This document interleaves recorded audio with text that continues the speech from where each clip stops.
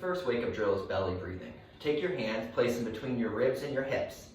You're now in the Superman position. You'll take a deep breath in through your nose and out through your mouth, making sure you inflate at the stomach, not at the chest. The second warm-up drill is for the diaphragm. Take your thumb, place it on your sternum, and rub in a circular pattern. Once you get to the bottom, take two hands and start rubbing around the bottom of the ribs. Repeat for 30 seconds. The third wake-up drill is for the psoas muscle, a deep hip flexor. Finding your belly button, come an inch out and an inch down, and then in a circular pattern, rub right at that psoas muscle for about 30 seconds.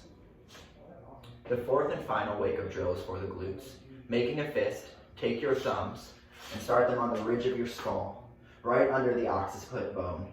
From there, you'll start a circular pattern and roll your way down until you get just below and behind the ears. Apply a little bit of extra pressure there, and then work your way back up in that circular pattern for 30 seconds.